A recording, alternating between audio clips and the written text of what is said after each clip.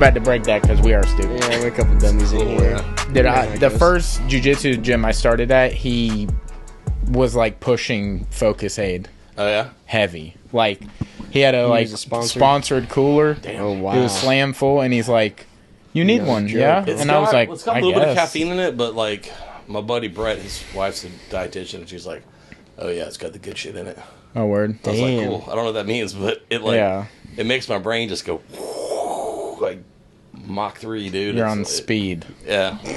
Yeah. It's legal speed. I'm sure they figured out ways, like, not synthetic, or I don't know how you would use it terminology wise, but like energy drink speed. There's got to be something that's like, well, this is just like that. That's why you got bull semen in your Red Bull. I mean, yeah, no. Are you drinking Red Bull? I am. Oh wow. Got me a sugar-free unit. Are they really milking bulls? They have taurine in it, which is like derived from bull semen or something. Yeah. Something like that. I don't know. Something's always been off about you. I always knew something. What's up, dude? That shit be gives pointing you the finger wings, at me, but that shit gives you wings. It vitalizes your body and your mind. Obviously. Yeah. Sponsored by Bull. Are you just trying to stay in good spirits? Do you want to get there? Yeah, let's talk about the elephant in the room, shall we? Yeah. Let's do it. Fucking. What happened this weekend, brother? Dude, I have no idea. So this weekend we went and... Today is Monday. Yeah. Yep. Okay? Today is Monday. Yesterday was the college football... Selection Sunday. Selection. Yep. Yeah. The final one. Yeah. And, some shit happened.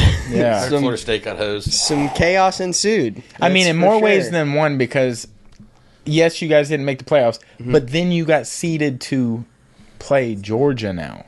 Yeah. And you know they're pissed, and so are you guys. So it's going to make a crazy good game. Yeah. I mean, in my head, it's like, are we even going? What do you mean? If I were, You think they're gonna pull? I know he would never do this because Mike Norvell has always like finished the job, you know. Yeah. But it would be absolutely hilarious if they just boycott the bowl, dude, and come in completely padded, ready to rock, you know, warm up and everything. They just coin all lay down on the field, and then everybody just leaves the field. Underhand tosses, running backwards. Dude, make ESPN pay for all the ad money they have to pay back. Dude, now listen. Stephen A. Smith brought up a good point. He said, why isn't there like a bigger fuss about Michigan making it? And that's a great point. I get the Alabama argument. Like, I get the whole Alabama FSU. Like, yeah, we're playing into that a little bit. But the whole, like, Michigan cheated and has been proven. There's physical evidence of Chievery. How are they the number one seed in the college football playoffs? I don't know what you would even do because, like, some people are speculating, they should have been pulled, period. But, because, I mean, that's my tough. thing. Another way that I'm looking at it is, like, even the whole FSU Alabama thing shouldn't really be a discussion. It should be Florida State and Texas, really, because Alabama shouldn't be in there. 100%. It should be between Texas and Alabama. Florida State should have been in. We should have been number 3 seed 100%. It should have been between Texas and Alabama. Yeah. Really. And if you're going by it that way, if you're going to say that Texas beat Alabama and Alabama beat Georgia, that makes Texas a better team than Georgia, then that means you also have to parlay in the losses of Texas. Texas lost to Oklahoma, which means that Alabama lost to Oklahoma. If you're going to do it to the wins, you got to do it to the losses. Yeah. You know what I mean? And so it's a whole shit show, I feel like, of you know. And there's, you know, the whole quarterback thing, too, is another thing. It's like... That's tough because that's in their, like, rules of the, like, if you make it, like, it can't be based on... Yeah. Or it can be based on a player or a coach or somebody not making it, which is a weird, like... Which, honestly, here's the other thing, too. Michigan played games without Harbaugh, half of them. And they won them. And we played games without Jordan Travis. Damn. And we won them. You know, and then the other thing, too, is LSU, you know, their quarterback is pretty much a shoo-in for the Heisman, is what I've heard everywhere. Yeah. Right? You've brought it up a few times. But hear me out. Yeah. If we're playing against a Heisman quarterback and we blow them the fuck out, if the quarterback means that much, and we beat the Heisman Trophy winner team with their quarterback, how the fuck I see what you're saying, but I will also give you this. Like, every team in that whole run, like LSU, everybody, Jaden Daniels primarily, everybody got better since then. Alabama, Texas, FSU, everybody. Well, minus the last 3 weeks, everybody, because of FSU getting hurt. Other than that. But you can't say that Alabama got better either. Yeah, we did. Against Auburn, y'all were better? It's always tight, bro. Okay, then it's always tight with Florida. I wasn't specifically calling out Florida. The Louisville game, I had to leave. Hey, dude, we got a dub.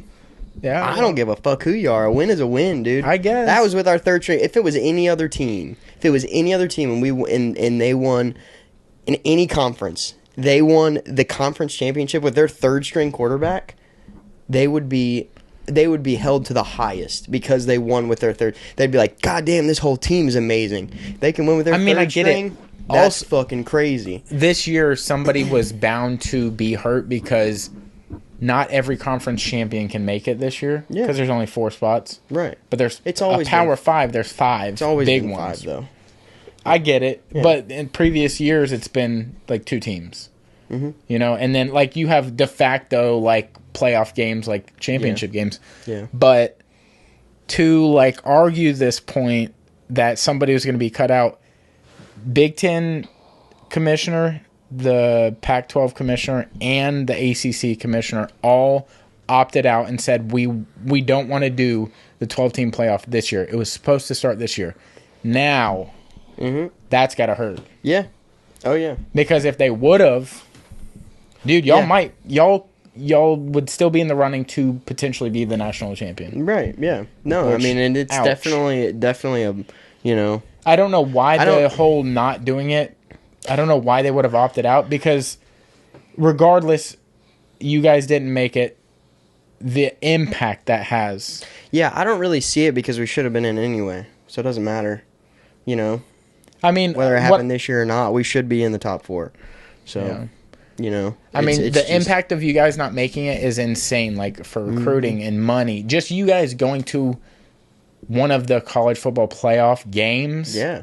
I mean, it's huge. Yeah, because you can use that to recruit. Like, look, we've gone to the playoffs last year. You want to be a part of this team coming forward? And now, what kind of thought does that put in high schoolers' heads when they're going to visit FSU and say, "Damn, they went 13-0 last year and they didn't make it, and they won their championship and they didn't make it into the playoffs. I'm not going here." That hurt. That's like such a deep impact. Like Alabama, regardless if we made it or didn't, aren't going to be affected recruiting wise. I feel because if we beat number 1, we didn't make it. We can at least say, well, we beat number 1. We did our best. Yeah. You know, we fumbled in the beginning, but we did our best towards the end.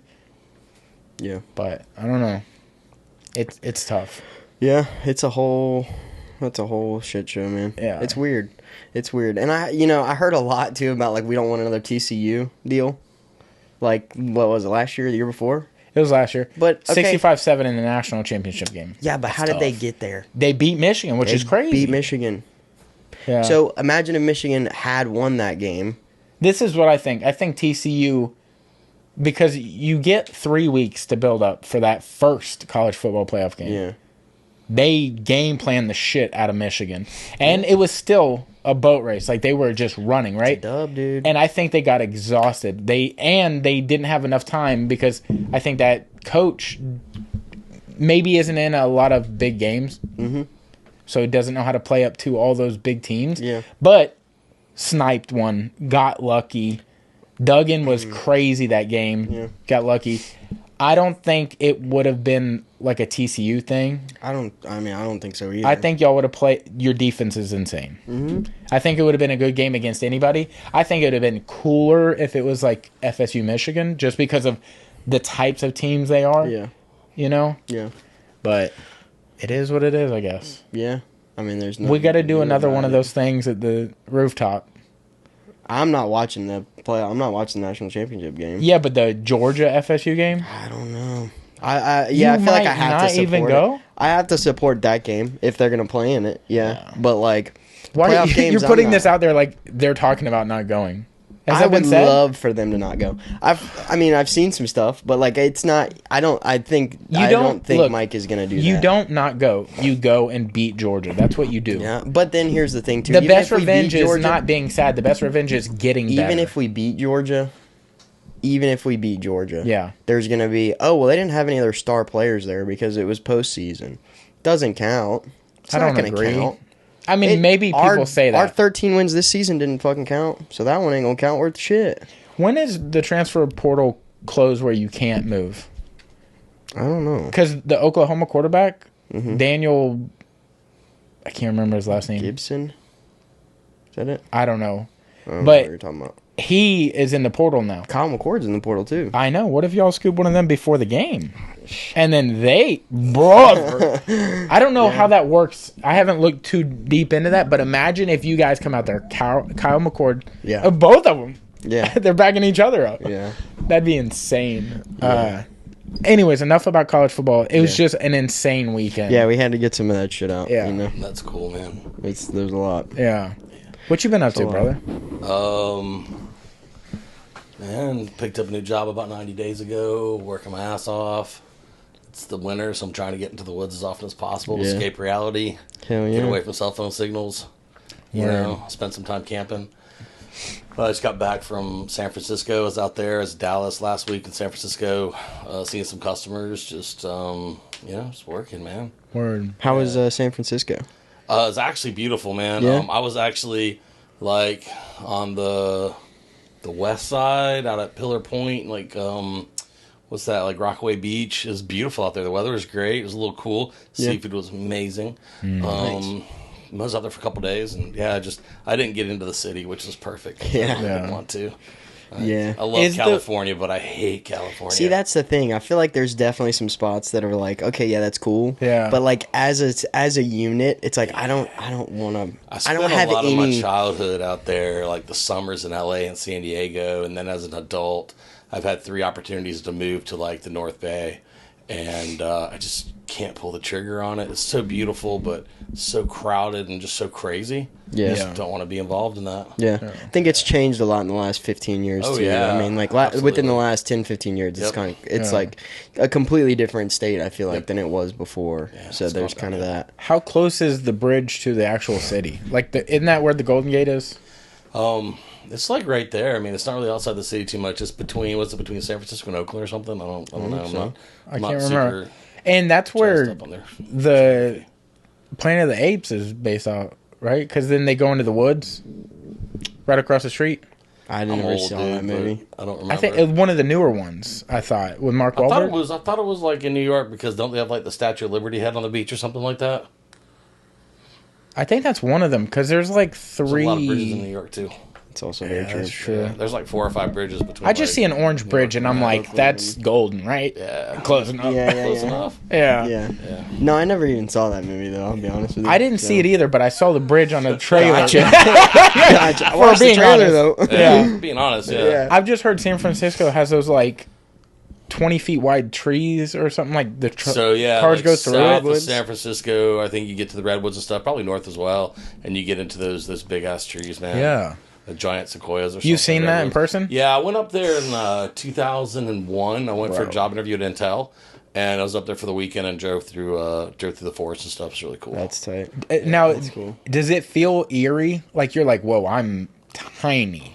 Or does it feel like, holy shit, this is cool? It feels, holy shit, this is cool as hell. These are huge. Yeah. You know? Like, we have some trees at our camp up in Alabama, like these old beech trees that are probably, 8 feet in diameter. You know, they're just enormous. And, like, just standing next to them, like, fuck, this is huge. It's wild. Yeah. Yeah. So, but redwoods are so much bigger than that. Yeah, the trees that I'm used to in are Alabama. My buddy, his family's got some property in Barber County. It's like 45 minutes southeast of Troy.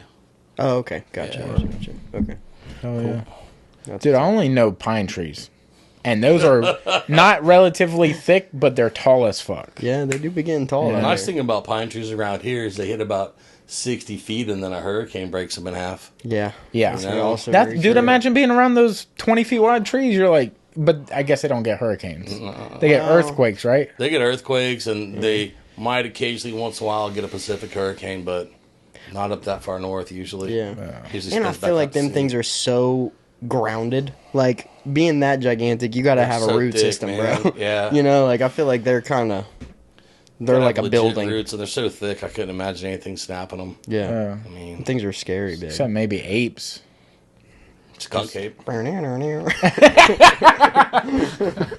Oh shit, dude. So what's been going on with the Campfire Fund?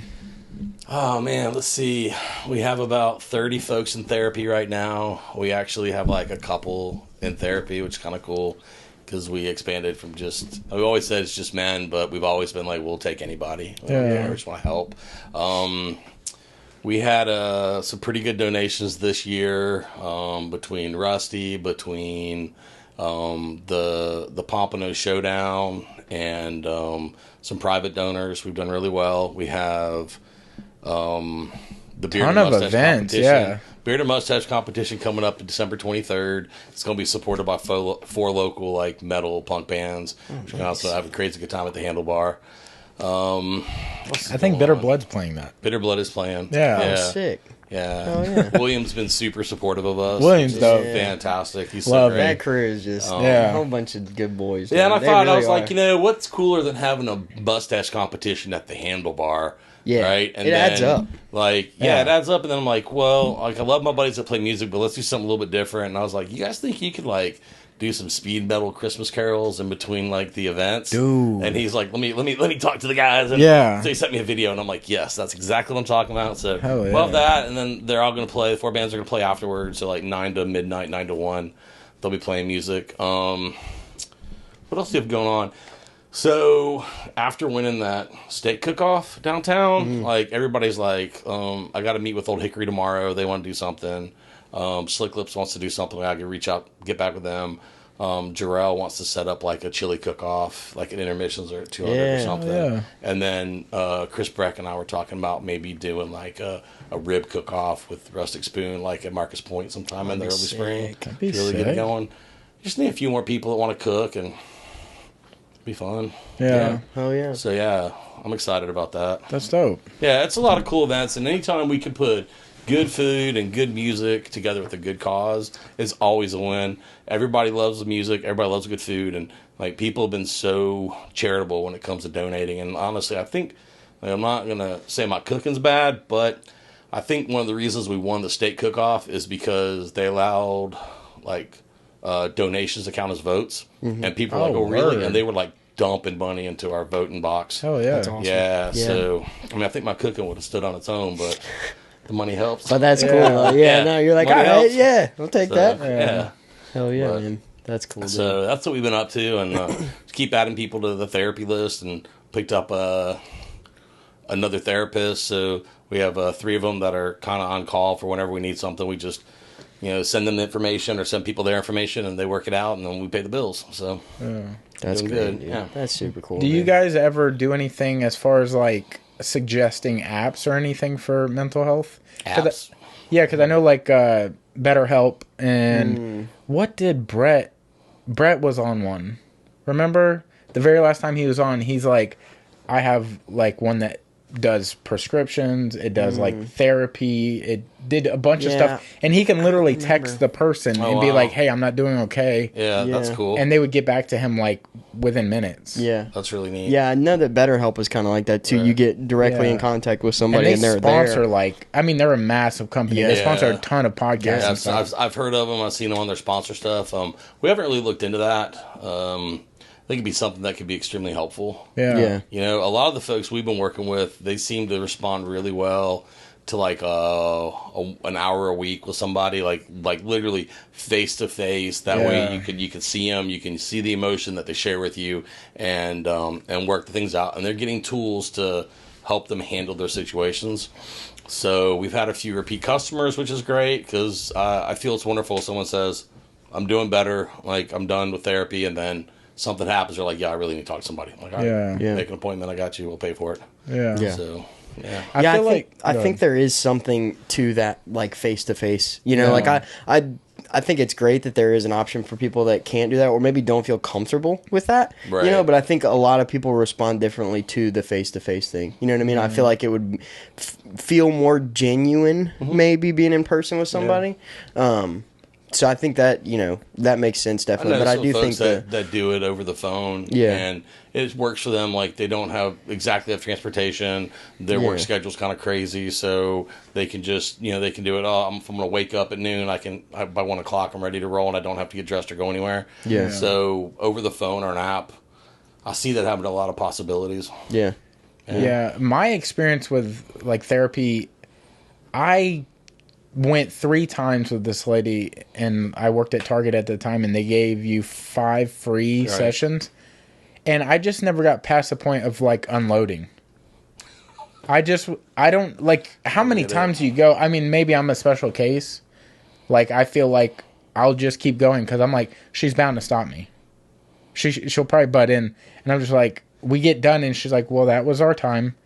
And I know that's not the experience for everybody, but I wonder how you get past that. I think, you know, you gotta where do you even as a therapist, you have to listen to the venting, right? Yeah. And then start adding it up and see what the common denominators are, so that you can make suggestions on how to handle those problems or how to handle those stressors. But maybe she just was the wrong one for you. You know? Yeah, that's what I felt, and I don't think therapy is wrong. Like, just based off of that experience, I just felt like she was the wrong therapist. Yeah. Yeah. Which, I get that. I mean, we've had I can't even had imagine. therapists come to us say, "Hey, we want to be part of the Campfire Fund. Will you pay for?" And I'm like, "Hey, so what are your credentials?" Yeah. And the therapists we currently have, I really trust them. Trust their judgment. The people that have been to therapy really like them, and it's been very successful. So I'll ask, "Hey, have you heard of this person?" "Nope, haven't heard of them." "Well, they've been in Pensacola for 20 years. How's it possible you didn't hear of this therapist? That's interesting."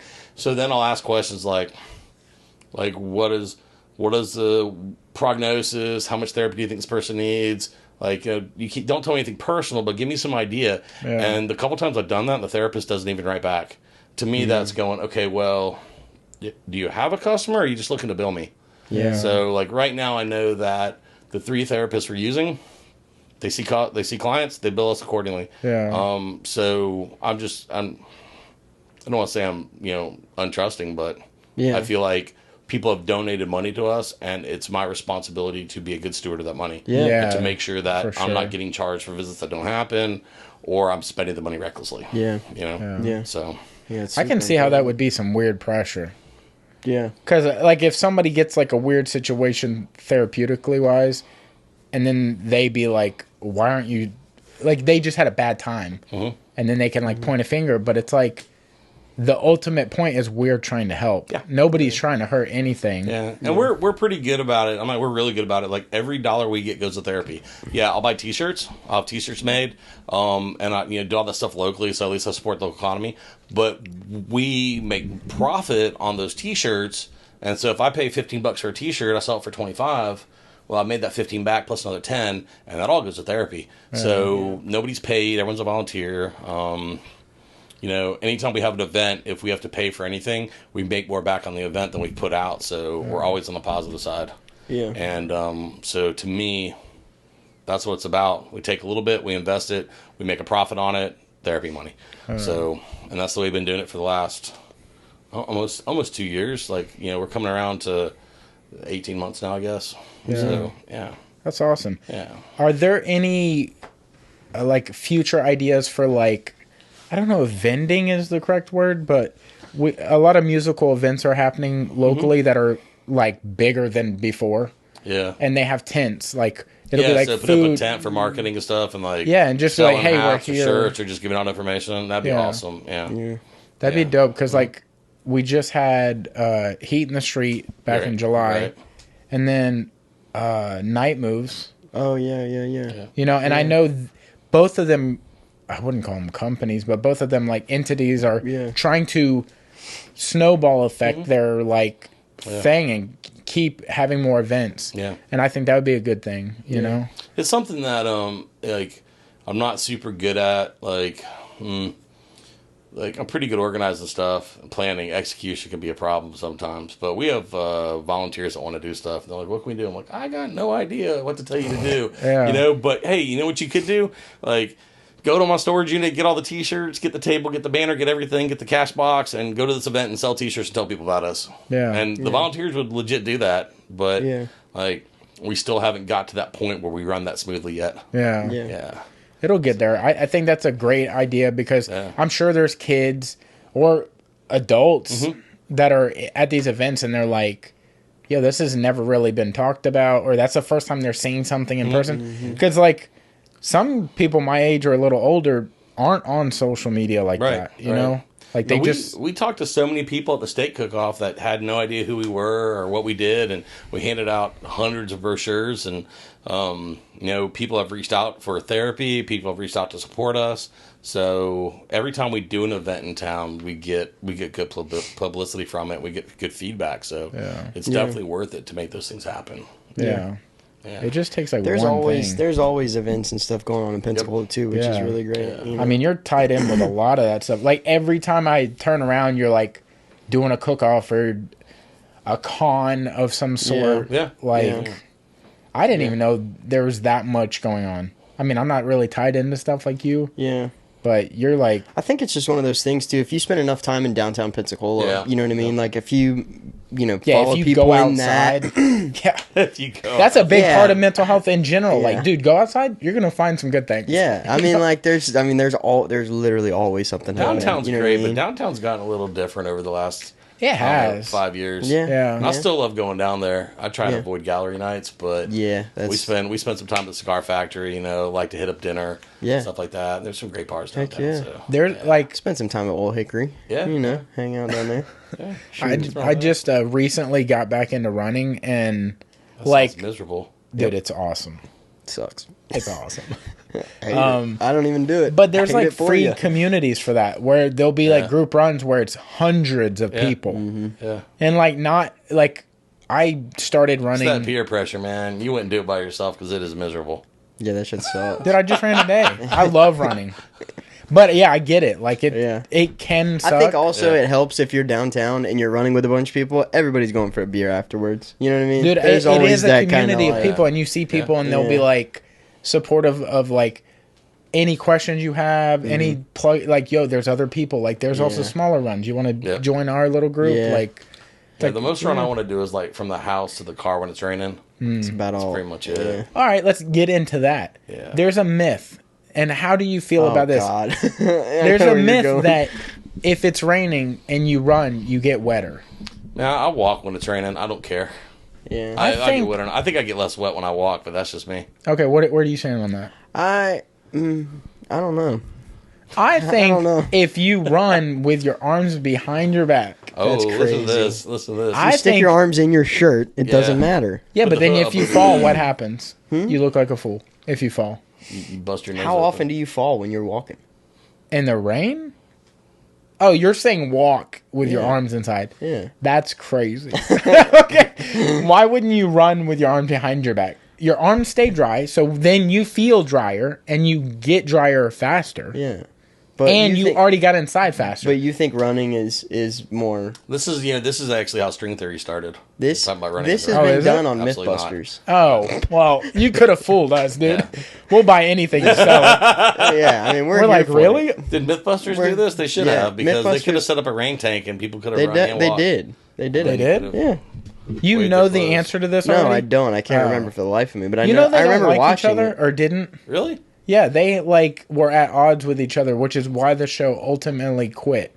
But like the other three, Grant, I can't remember the other two people. Grant Imahara, Carrie Byron, and Jamie. Wow, it's impressive. What's his name? That was awesome. Jamie I just know Grant because they said his name so damn much. Yeah, but like those three did things kind of like it, but they weren't like. It's pretty cool, man. I mean, if your job is to like blow stuff up and break things. Yeah, like how experiments. Cool is that? That was one of the best things in high school was you got to see some like we never did the frog thing. Which is with blowing up frogs? No, like cutting them and like dissecting. Yeah.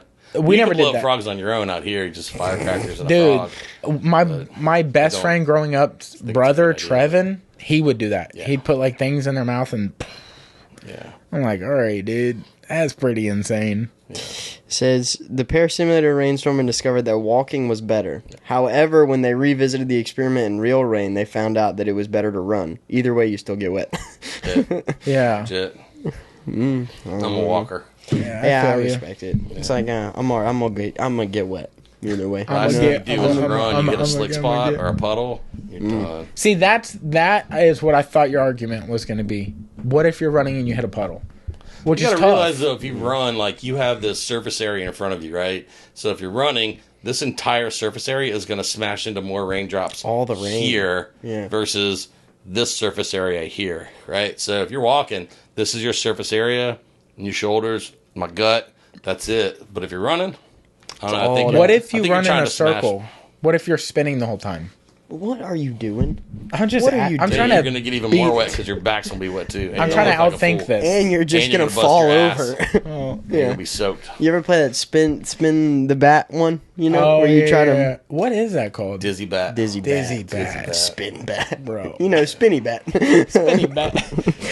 We Yeah. need to have speaking of dizzy bat, we need to have like a Campfire Fund kickball or something like tournament. Oh, yeah. Be legit in the spring when the That'd be weather's so nice. fun. That'd be sick, dude. Yeah. We'll be sick on with your that, team, dude. dude. Yeah, dude. Oh, yeah. What's Yeah, up? we're Pull home up with a team, dog. kickball. Gonna have to have a keg at home plate, so you got to chug a beer Before, yeah. take a shot. My That'd be crazy. One of my best friends from high school, his mom always does Thanksgiving kickball, Yeah. and each year it's like you dress up as something different. And this year was inflatables, so everybody had to buy like an inflatable thing. I'm sorry. What they as what It's like a You know Thanksgiving the inflatable tradition. costumes? That's awesome. Yeah, That's it's like a great idea. Thanksgiving they play tradition. kickball in it? in the costume. But That's sometimes it's dope. like That'd be cool. You know, each team has to have a theme, and one could be inflatable. Yeah. I got a buddy that's Yeah. got hundreds of them. What were the fantastic. themes of the inflatables? it could be any inflatable you want. So It's just everybody an on the inflatable- team just looked different. Yeah, everybody just had an Oh. inflatable costume. I thought you meant on. like they were all like the sumo ones. No. They had Everybody to just had match? their own. Oh, like, Imagine trying to pick up a ball in a sumo costume. Yeah. dude, I wore a penis costume, and let me tell you, trying to kick a kickball Oh, with you two were balls in the on your game. yeah. You kicked your own balls, dude. Yeah. Like how you That's even not run else. up? That's I had to pull legit. the balls up to the waist, and then I could run. I couldn't really run with them down around my ankles. Yeah, and You're gonna- in a few more years, you'll know what it's like to actually run with balls around your ankles. Yeah. It's I'll get there. it was tough, dude. It was tough. Miserable. But yeah, no, that it's always such a fun. And each year it's like a different, Yeah. a different idea. But it's. How was yours hilarious, dude. Thanksgiving? Oh, it was great, man. I went over to a buddy's house. Like my kids are scattered. My oldest is in Tucson now in law school. You have more kids than I thought you had. I didn't even know the network of children you Three. had. That's it. Three. Yeah, but I thought you only had Isaac. Oh, right on. Like when I knew you, Yeah. because they were never there Yeah, at the they're always gym. doing their thing. So then I saw like in your pictures, I was Yeah. like, oh, you have children. Yeah, so my oldest is 22, and she's law school at University of Arizona. She got a full ride because That's sick. That's the Sun Devils? Smart. Wildcats. Wow. Oh, the Yeah, blue and red University one. of Arizona. Yeah, and then my middle one, who's at UWF on a full ride. Thank you, Jesus. Hell yeah. She was up in Illinois with her boyfriend, and then Isaac was just loafing around here with his mom man. doing stuff. And so went over to buddy's house. I cooked up 4 racks of ribs and brought a case of oysters Nice. and some Mouth chocolate is, mousse. mouth is watering. We posted up at his house and had a great time. That's what's Had up. a fire down in the backyard. We lit the fire pit up and just Chilled out, delicious huh? food, good music. Yeah, That's awesome. plowed through that case of oysters in no time too. What is your favorite way to do oysters? Raw? Oh, just Really? raw oysters. Yeah, I make a like my cocktail sauce is like probably 70% horseradish, Big 28% ketchup, and then like 1% hot sauce, 1% Worcester sauce, a touch of garlic. Yeah. But it's a thick cocktail sauce, mostly horseradish. I love it.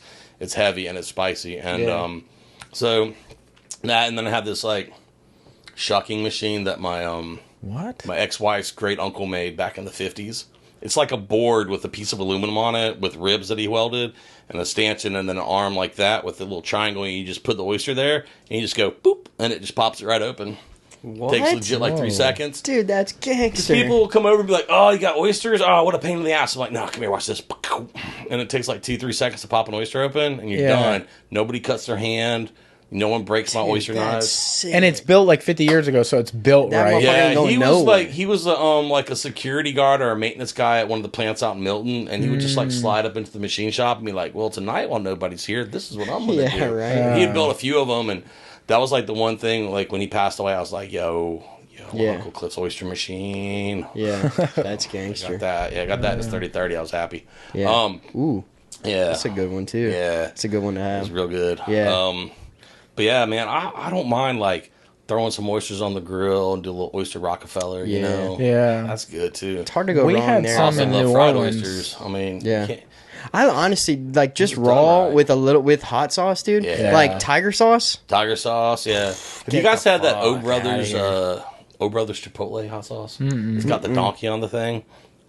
Oh, I think I've seen the. I've It's seen like the a brown bottle. paper label, and it just says "O Brother" and has a little donkey's head on it. I And think it's I've seen Chipotle it. hot sauce. It is fucking Yeah? delicious. Really? Yeah. Yeah.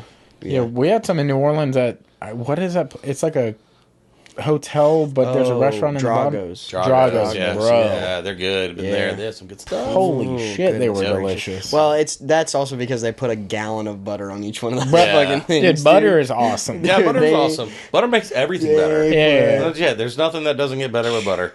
And so, yeah, I mean, that would just, you put butter on there, heat them up, get you some garlic, get you some bacon, get you some whatever, man. Them things. Can't go wrong. They came out Pinko. with. We got like two dozen of them, and they Yeah. come out with bread and everything too. And there's just butter To sop and, up and the Parmesan. stuff? Dude, Oh, dude. oh my Back in the God. day, like, the cutting board in Milton, when the cutting board used to be on Stewart Street, this is like 15, 20 years ago. Yeah. That's how old I am. You would get, was it 25-cent oysters? It was like 25-cent oysters, like, and like a pitcher of beer is like $2.50 or $5, and then mullet back mills for $2.50. You get 5 back mills for $2.50.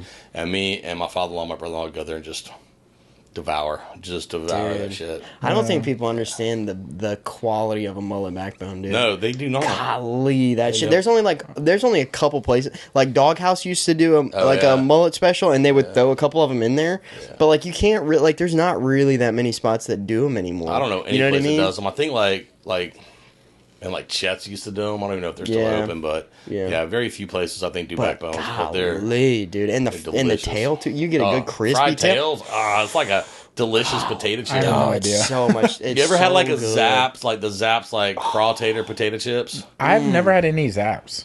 Oh, dude, I know that's you wild. don't need a you mullet don't need tail, another like a addiction. mullet tail, fried mullet tail is like a It's- delicious seafood potato chip. It's a it's like crunch, a and oh, like a kettle cooked, real nice kettle cooked thick potato chip. Yeah. Oh my gosh, dude. Yeah, there's Y'all are making my mouth water. I'm going through a fast right now. Like I'm sucks to 20. be you. Yeah, that I'm does. trying to do an 80-hour fast. I'm You just doing water? 23 hours in. You just doing water? Yeah. Yeah. Nice. Yeah, I'm That trying. sucks. I'm I'm sorry. almost 30%. 20. Do you remember? 30%. Were you ever a big chicken wing dude? Yeah. Cooter Browns. Oh, You yeah. remember OG Cooter Browns? Yeah. Brother, I wish that My place buddy was that still owns the around, property up in man. Alabama, that's his wife's family. Oh, really?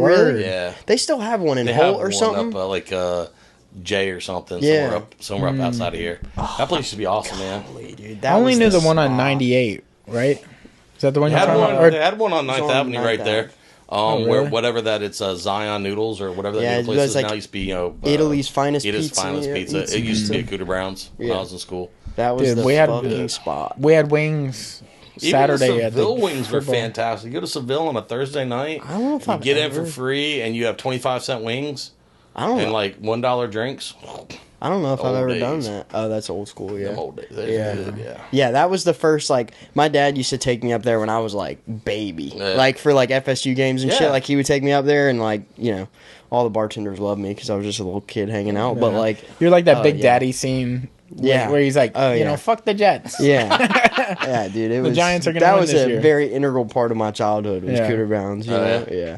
Yeah, that was a cool spot. And the chicken wings are fantastic. Golly. Yeah, that was the spot, man. Just love that stuff. Mm-hmm. I'm not big on like chain restaurants, Yeah. Yeah.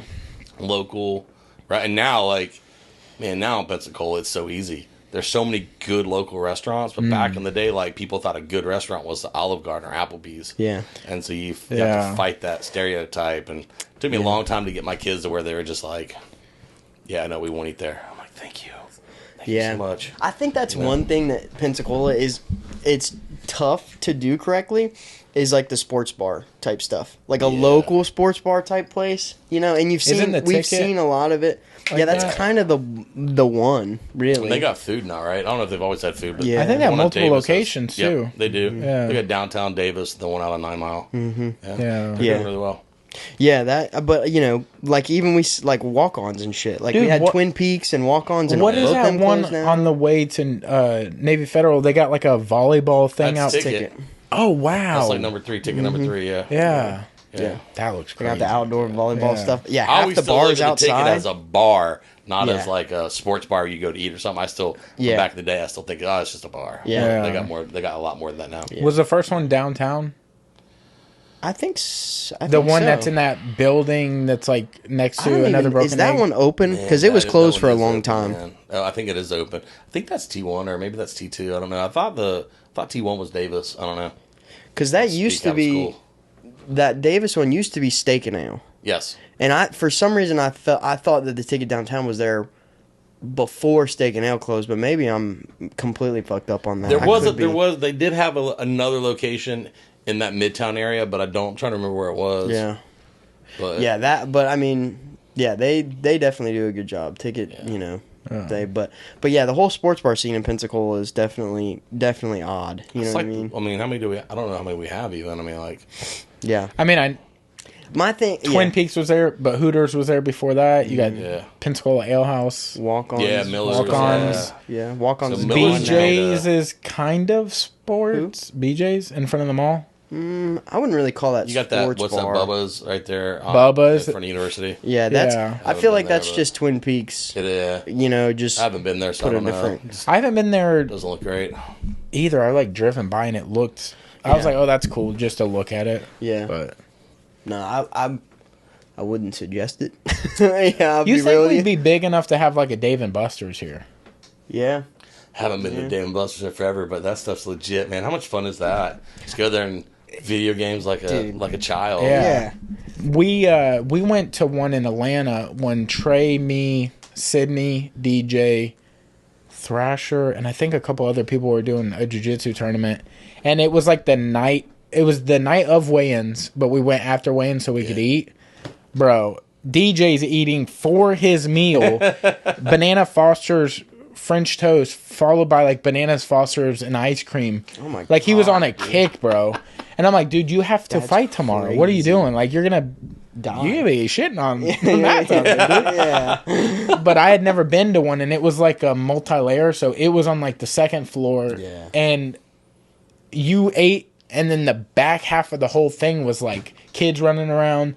Every game you could think of. I was like, dude, this is awesome. Sick. Yeah. Sick. There's one in Fort Walton Beach or something, or maybe it's Destin.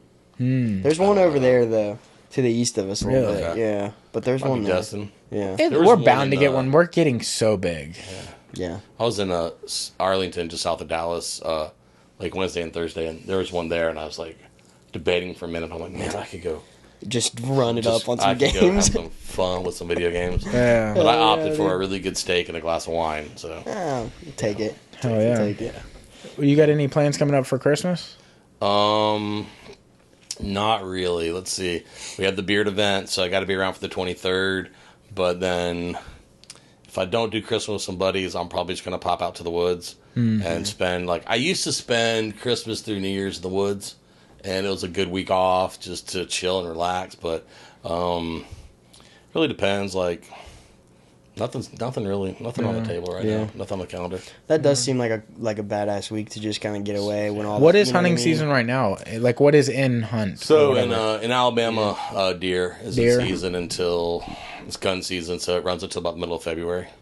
So usually I try and load up like 4 deer a season. That gives me enough meat to get through the year where I don't have to I legit don't have to buy steaks if I don't want to. Like if I'm craving a ribeye, I'm gonna go grab it. But like right now I have probably 7 pounds of venison left, be it like mostly steaks, right? And I got 2 pounds of liver, which I don't eat, but I saved it for somebody.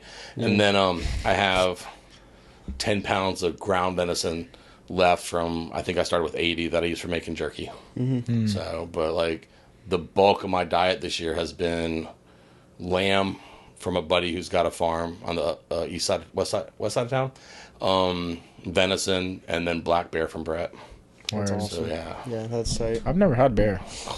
I don't even know what Yeah, that. I haven't either. I haven't had the opportunity. It's legit delicious. The problem is like black bear is loaded with trichinella eggs, like trichinosis. So you've got to either cook it well done, which most people complain about, obviously, because I would too. Or what we've learned to do from Brett's brother Blake is to sous vide it.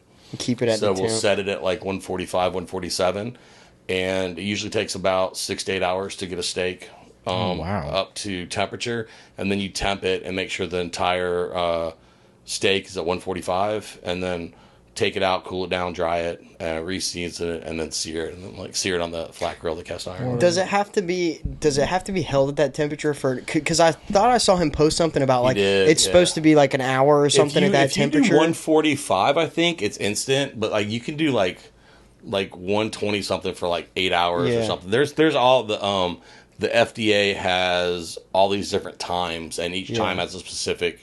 Or each temperature has a specific time it needs to be held there. And I think 144, 145 is instant.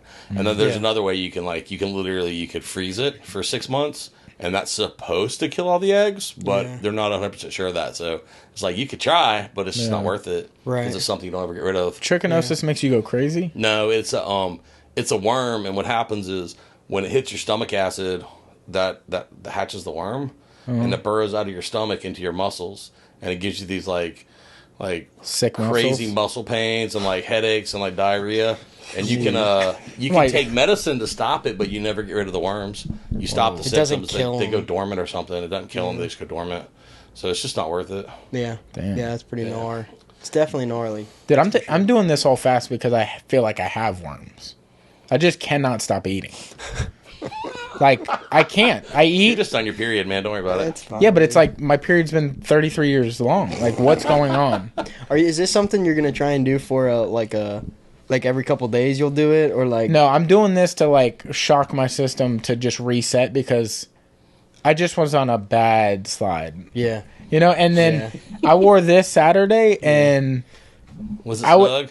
Huh? Yeah. Snug, I mean, it was snug. It's still snug, but we were there, and I'm like, I'm the only person eating these wings. I'm doing the crack dip. I'm doing all these things, and I'm like, Hylton's eating a wing every once in a while, and I'm like, all right, I gotta pace. Like when he grabs a wing, I can grab 3, but I gotta go when someone's visiting the meat, I can go. See, when you're pacing yourself based on others around the room, that's when you know it's like, all right, we need to figure out what's going on. The hardest thing for me is to not eat when I'm bored.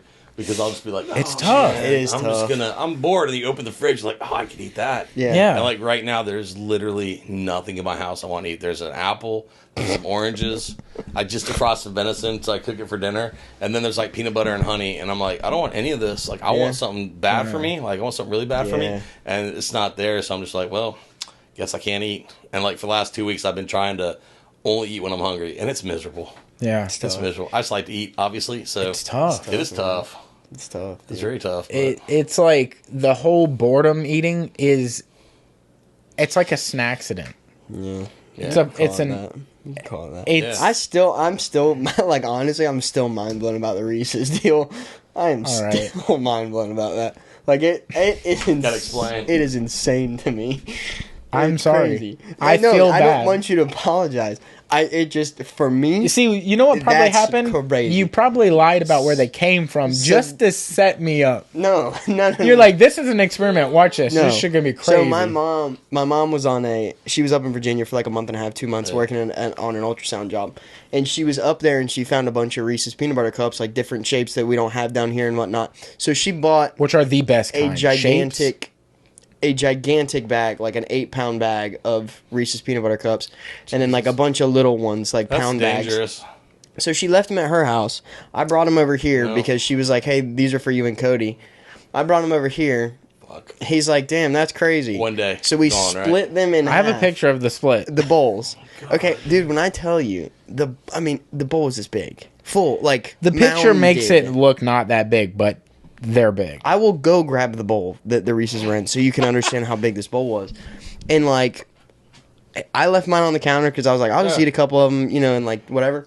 He took his to his room. The next day, I realized, That's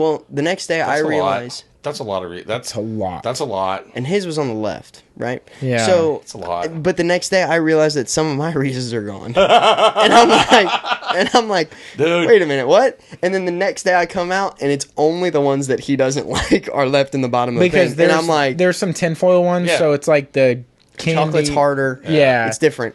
But The those were the only ratio's ones way left off. in my bowl, and I was like, what the fuck happened? This is my mindset, dude. If I have something like that in the house, I'm like, this is my justification. If I eat it all now, I get the calories out of the way. Thank you. And I can get back to not eating them. Thank you. What I have to do when somebody leaves that shit in my house is I have to throw it out. Yeah. That's crazy. I just have to throw it out. And, like, I tell my kids, like, yeah, I'm sorry. If you bring But- something, you better take it with you because do not leave it here. See, I'll throw it out. here's the issue. Where are you throwing it out at? Because if it's still in the house, I will find it. it's in a wrapper. I'm not digging out of the trash can. I'm not that bad. Oh, But I'll brother. tell you what, if I don't hide that shit, like I would buy like what are those thin, crunchy like chocolate chip cookies like Mrs. Tate's, and like I will get those and I will open them up on the way home. And by the time I get done unloading groceries, there are no more cookies in the bag. Yeah. You know, or if I buy Oreos, I'll eat them all in one afternoon because I'm just like, oh, they're already open. I might as well. Yeah, Thank I don't you. want them going stale. So if I don't hide them and like forget about them, they're not going to be there. Yeah. They're gone. This is the problem so I just is- don't buy it. With the amount that we had, I probably honestly ate 90% of all of both of ours. I ate mine Hence the 8-hour 100%. cleanse. Yeah, I mean, Yeah. like, And I don't know if my body's just I mean, when I tell you I ate maybe 15 of them, like a dozen to 15 of the individually Yeah. wrapped and there ones. wasn't a setting where I didn't eat at least 15.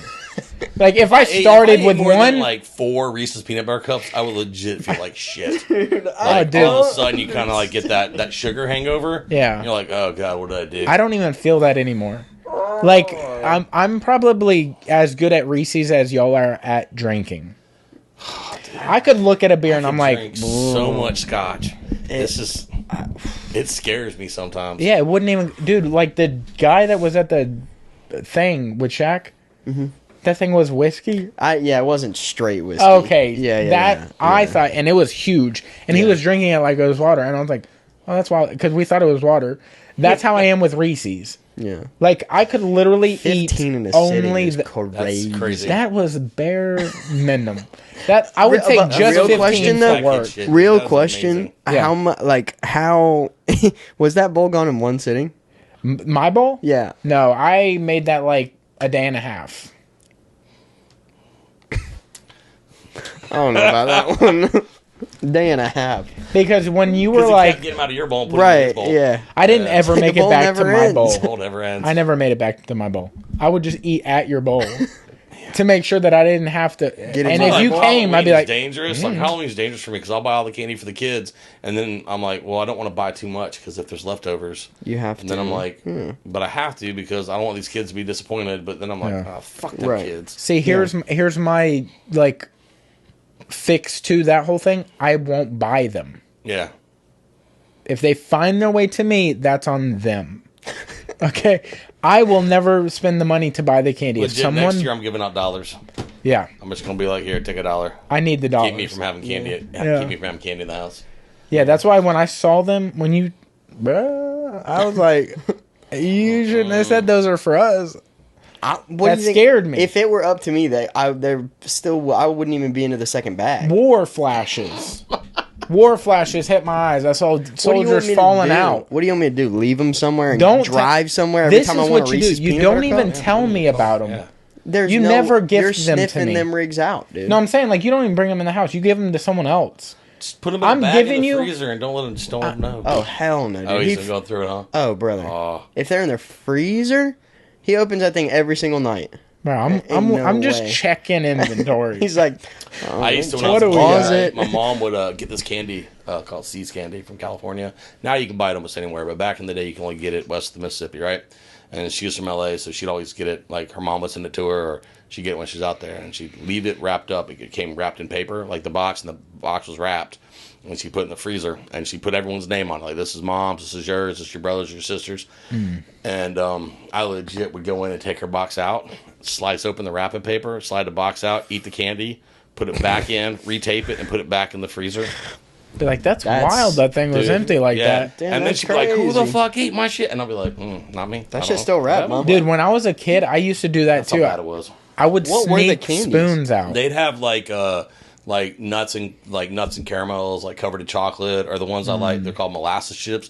It was just molasses that had been like layered and then dipped in chocolate.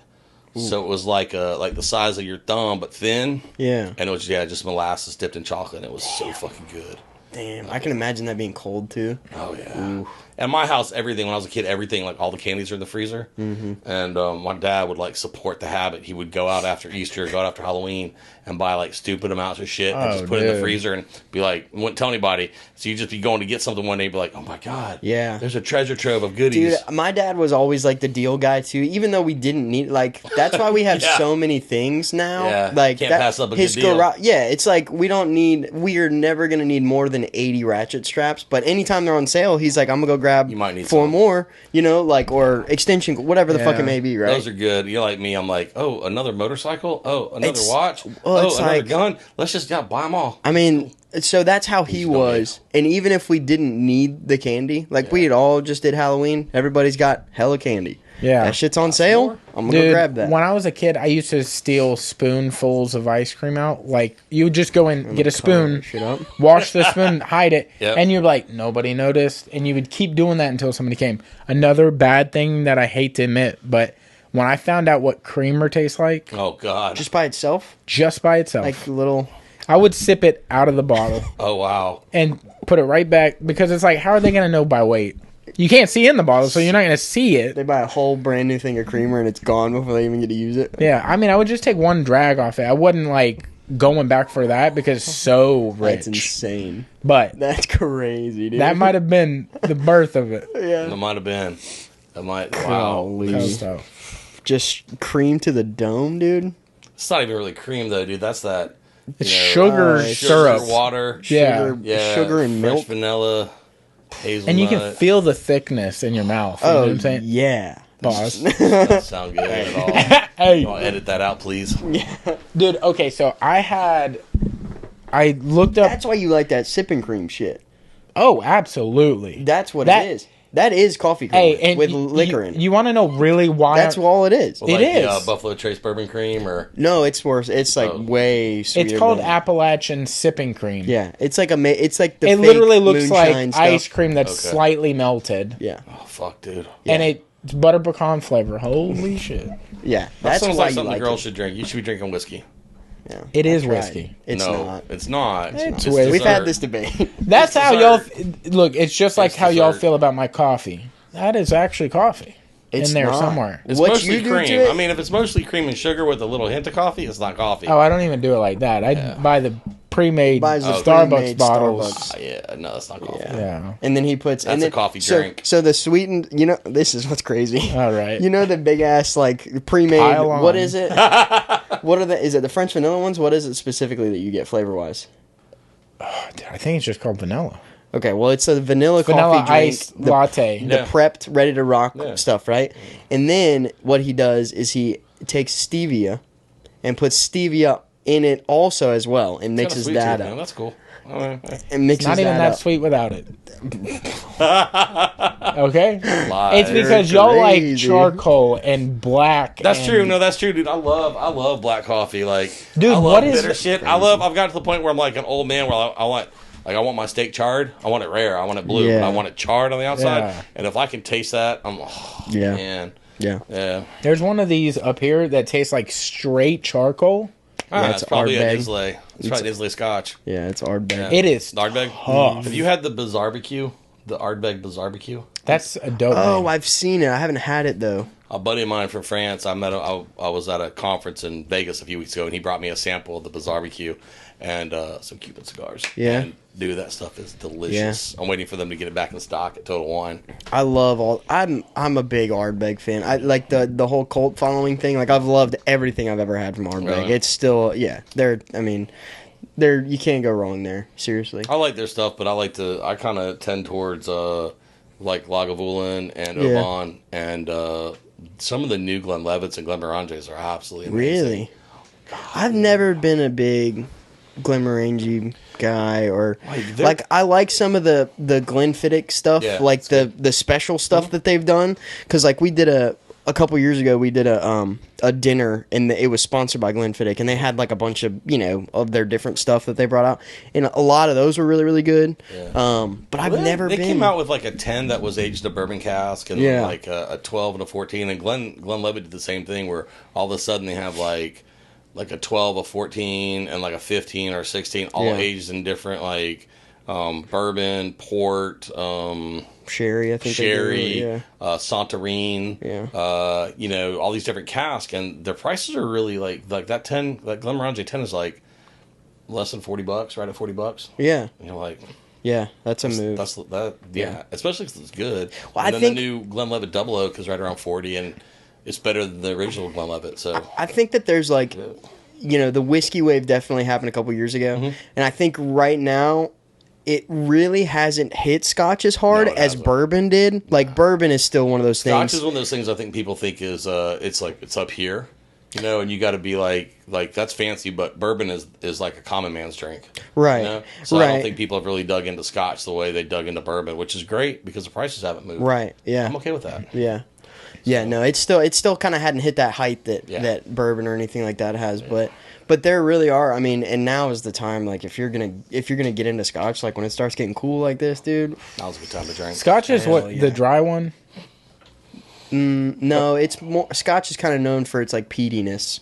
So Kinda like- there's like 5 different or 6 different regions of Scotland, and each one has a different flavor. But Islay's are peaty. They take the malt and they smoke it over Dirt. over, peat moss. Yeah. So you get this like this is how I describe an Islay Scotch. It tastes like Gulf water that's been filtered through campfire ashes. Yeah. It's pretty That's accurate. what an Islay Scotch tastes like to me. Very campfire forward. Very campfirey, very Yeah. salty kind of tasting. But then there's Highland Scotches that are like some of the smoothest whiskeys you'll ever drink. Most Scotches don't have the bite that bourbon has. It's very true. Very true.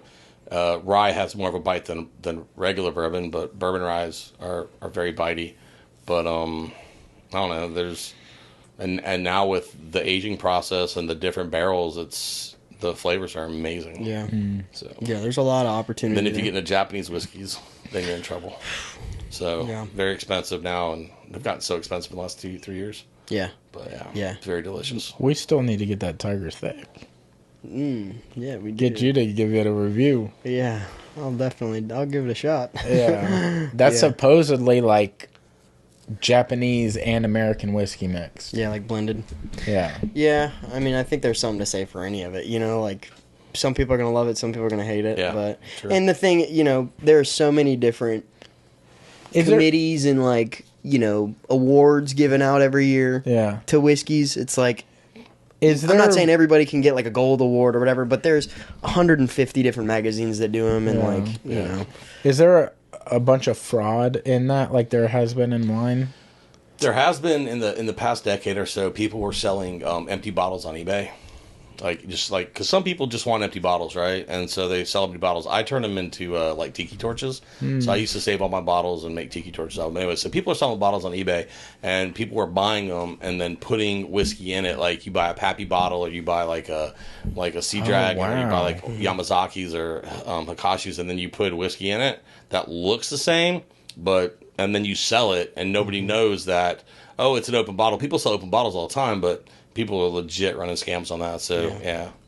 there Got was to be a problem. a big scandal with Pappy like, what was it, 10, 15 years ago? Maybe longer than that. Where there were workers that were stealing barrels of Pappy Van Winkle and selling it out the back door and not telling anybody, you know. And it was going on for a long time, and they made, like, you know, I don't know how many. It was like a couple $1 million, I think they made selling it. But, like, it's legit. But there was some, side gig. Yeah, I mean, like, because they keep that on, you know, really under wraps. The whole Pappy Van Winkle thing is kind of a big deal. So, but yeah, they you know, keep it under armed guard pretty much because of something like that. But yeah, I mean, you can always be caught into something like that. I think honestly though, most of the stuff you're buying from a liquor store is going to be real, you know? Oh, I know that. I meant like in the higher ends, like the stuff, like when we went to New Orleans and we checked out like that museum type thing where it was like the bottles up there were like $30,000. Yeah.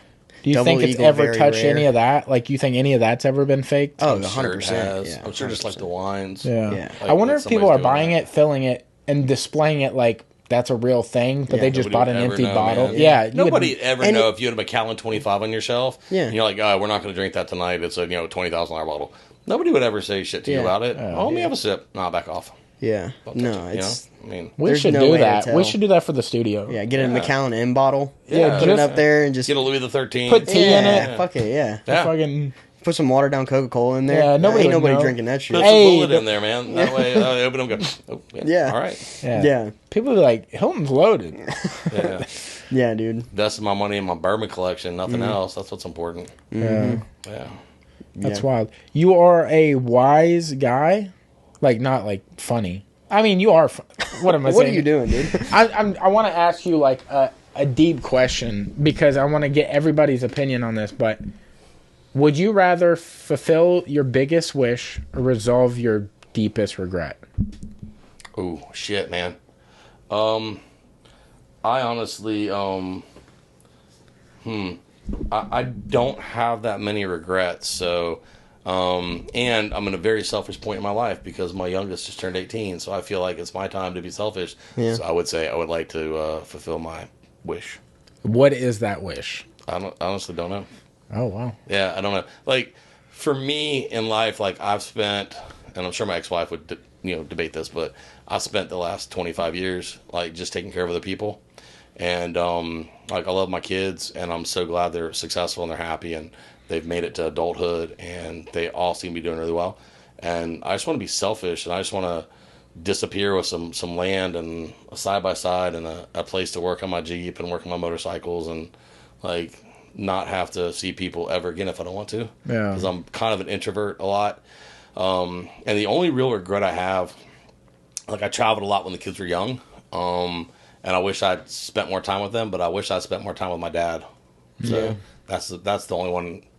Like, I still feel like we had a really good relationship, and with my kids, I mean, they're all older and the relationships keep getting better. So you miss some of that younger time when they were babies, when you're working and traveling and trying to provide for everybody. But now it's totally cool, man. Like, with the kids that are adults, the relationship's really good. Yeah, they gain that perspective. Yeah, and they've gained a lot of perspective in the last 10 years. So it's definitely a different relationship now, and it's a lot more fun. Yeah. It's definitely important, man. Yeah. What about you? I mean, you were just born. You barely got anything behind you. That's true. Yeah. So what's your wish? I think... You want to be Taylor Swift? Y'all want to make the playoffs? Yeah, my biggest wish, FSU in the playoffs. No. I think right now my mind is focused on a successful career. Like, I think that's the biggest thing for me because, I think that's super important. I think I have a really good opportunity here. So it's I think it's coming. I think it's doing that correctly and fulfilling that opportunity that I have here. I think is really kind of the biggest one. Are really hard. There's no one there to give you advice, right? And so career decisions become something that you often regret doing the wrong thing, or you think you did the wrong thing. There are a lot of times in my career, it's 25 years now, where I made decisions kind of impulsively. When my first job out of college, I was working for NASA up at Goddard Space Flight, and things got really weird after about 18 months, and I was like, I'm gonna get a new job. And I did, and I moved to Colorado. And I took 2 weeks off in between quitting NASA and working in Colorado. And at the end of that 2-week vacation, I was like, all right, let's go back to work. And nobody told me to take a vacation. No one said, hey, man, take 3 days, take a week, go cool off, relax. And I was working in a spot that was just like, there are so many PhDs and so much cool shit going on that I never should have left. It was really awesome. But I said, fuck it, I'm getting a new job and I'm getting as far away from DC as possible. And I did. I moved out to Boulder. And I regret that because there was so much going on there that I want to be part of. And career decisions are hard. Yeah. They really are. Yeah, that's for sure. So you think if you had taken that week or 2 weeks and returned, like after that 2 weeks, you think you would have gone back to NASA? Yeah. Yeah? I would have. If you had just taken a vacation. If I'd taken a you would have vacation, felt- I would have. And, would have been smart. I mean, I was 24, 25 years old. Yeah. I It's could always have a taken a weird time, vacation to too. go. I mean, it gave me perspective on, like, you just need to de-stress. Yeah. And we've been working a lot of hours and, like, fixing other people's problems. But the other, like, so one regret from that time period is when I was getting ready to move out of Colorado, I had a job offer from a company in Maryland. And I told them to pound sand because I didn't like what they wanted me to do. And they're like, well, you could do whatever you want. I mean, we could give you a different job offer. If you don't want that job, we'll do this job. And didn't take the drug test. So their policy was if you don't take the drug test, they rescind the offer and it's 90 days until you can reapply. Mm-hmm. And so I just went to Colorado and I walked out on 8,000 shares of stock pre-IPO. Damn. And when they went public, 90 days later, I was living in Colorado. They went public, and I walked away from about $780,000. And I was 25 at the time, thinking, Holy shit. Yeah. yeah. I was like, wow, that was a mistake. Golly. Like I could have sucked it up for a Done couple that months. shit for 6 months, yeah. For hindsight 6 months, couple is years. crazy. It is. And at 25, that's like change your life money. You know That's what I mean? I mean, legit- that's change your some life money at legit any nest egg time. money. Like I probably You would have know? done something stupid and bought a ridiculous motorcycle That's or also car, true. but Yeah. that still leaves you $500,000 as a nest egg. Yeah. And but yeah, That's wild. you move on.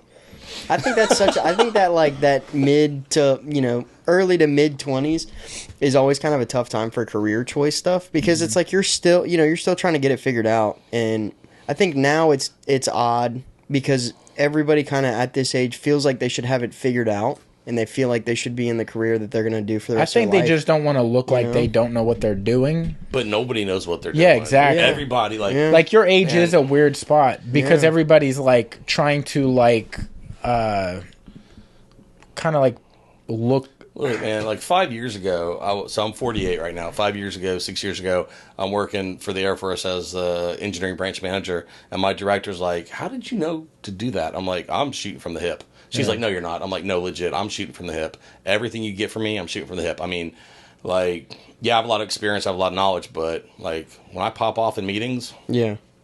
like I'm guessing. Yeah. I'm guessing it's going to be okay, and usually it's fine, but, I mean, and that comes with experience, but even at my age, man, like, I don't know what I'm doing. I'm just going with the flow, and people think it sounds good, and they invest in it, and we make things happen, but, yeah, I'm a subject matter expert for this company I work for, and it just cracks me up. I'm an expert. Yeah, I'm an expert at fucking things up. What? yeah. Yeah. It's So, tough, dude. It is tough, and until your early 30s, I don't think you really know what you want to do or what you're doing. Yeah. Like, I don't think your thought process is there, and you don't have any experience. So how are you at like 18 supposed to get out of high school and go, well, I'm gonna spend 4 more years doing this because that's what I want to do for a living. Yeah. Yeah. I mean, Yeah. nah. Like, I was lucky. I got a degree in physics, and I just wanted to solve problems, and I was able to just. And that's what I do. Like, I just solve problems for a living. Like, whatever it is, whatever engineering discipline it is, whatever branch of physics it falls under, I just solve the problems because it's all the same to me. And that's just the way my brain works. It doesn't matter. And not a lot of people are like that, but it's been really good for me. But I just can't imagine, like, even my kids. My daughter's 22 and she's in law school. I'm like, you sure you want to be a lawyer? She's like, yeah. I'm like, all right. Yeah. Invest your time in it, and hopefully in 10 years you still want to be a lawyer. Yeah. You didn't waste That's 7 years of your that's life the in scary college thing, and man. grad school. That's the scary thing. That's why I think, like, for me specifically, like, getting out of high school, I went straight into the restaurant industry. Yeah. I had, like, a job set up. Sure. As soon as I graduated, I had a full-time job at one of the best restaurants here. Yeah. And, like, spent my, college years doing that. Went to culinary school for a semester, Right. to, like, try and learn some more things and whatnot. And I spent 6 years there doing that, and I loved it. Don't get me wrong. Like, I absolutely loved it. I'm so blessed that I had the opportunity to do that.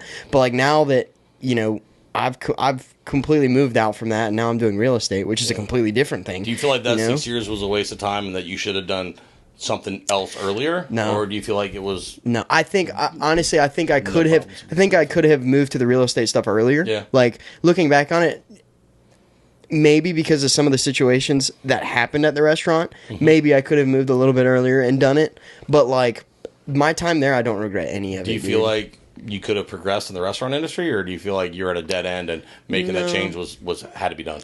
No, I think I could. I definitely could have progressed. I mean, there were a lot of other opportunities, possibly not there. Yeah. But in the restaurant industry as a whole, 100%. I think I could have gone to a lot of different places, worked in a lot of different restaurants, which would have been great. Yeah. But, like, I think a lot, the ending of those 6 years definitely kind of had a little bit of burnout on me, which kind of affected my choice. And I was very attracted to the real estate stuff, and I love it to this day. That's cool. So, like, but I don't regret any of those 6 years there, because I mean, now I have people that I worked with for the entirety of that I call brothers, that I can call up anytime, Absolutely. that I have a great relationship with, and I still talk to, weekly. That's so one of it's the things like, about having a good team. And it doesn't matter what you do for a living. Yeah. But if you have a good team where you work, like I still have employees that worked for me 10 years ago that if I call them up, they go, "Hey, what's up, boss?" Yeah. And like, I still have guys that if my company came to me and said, "I need you to build a team to do this," like I would pick up a phone and be like, "Hey, I need you. How much do you want?" Yeah. And that'd be it. And they'd be like, and I mean, I got 4 guys right now that are clamoring to come work for me. I'm like, you can't. I'm like, I don't have a team, so you can work for the company, but you're not working for me right now. Yeah. Maybe that'll change, but food industry stuff. That's what I want to do. I want to go to culinary school and cook. And my dad goes, get a real degree, and then go to culinary school. Yeah. And so I was like junior year in college, and I interviewed with the chef in town, and he was like cordon bleu trained and all this. He's giving me the rundown of like what a day in the kitchen is, and I'm like, fuck, I can't do that and go to school. And so my dad's like, when you graduate, and I was like, all right, when I graduate, I'll get back into cooking and stuff. And then I graduated, and within like 2 months, I had the job at NASA, and I was like, Yeah. buy culinary school, buy kitchens, because Yeah. I was like, I'm not going back to school.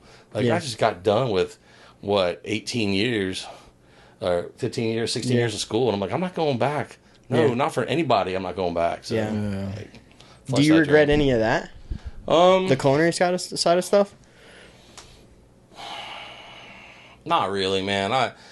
What I've done has provided me for like a fantastic living and career. I've been to so many different countries. I've been Africa, India, Sri Lanka, the Philippines, Korea.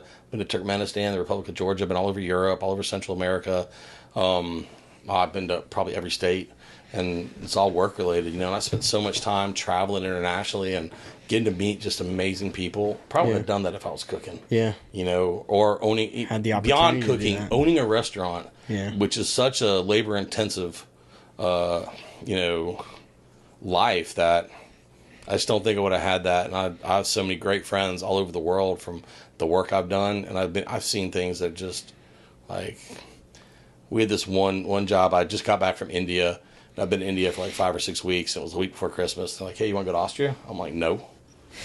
I'm like, well, no one else wants to go either. And I go, oh, right. Yeah, okay, I'll go. That's no problem. What do I got to do? And there's a radar on top of the highest peak in the Austrian Alps. Mm-hmm. And we took snowcats up the mountain. The Austrian army took me up the mountain, these giant snowcats. And just cruising up the mountain, like snow plowing and drive to get up there. And you're above the clouds. And it's just beautiful. Mm-hmm. And like you're not going to do that on a normal day at any other job. Yeah. You know? That's awesome. And it's just really cool, man. Yeah. So Yeah. Oh. What about you, dog? I don't know that I would necessarily call it a regret because I didn't know, but like I would have loved to have found jiu-jitsu sooner. right on. Like I would have gave up on skating way sooner because, I mean, it was just for fun. It wasn't going anywhere. I wasn't that good. It was just like something I loved to do, but I wouldn't have dragged my feet so long thinking about like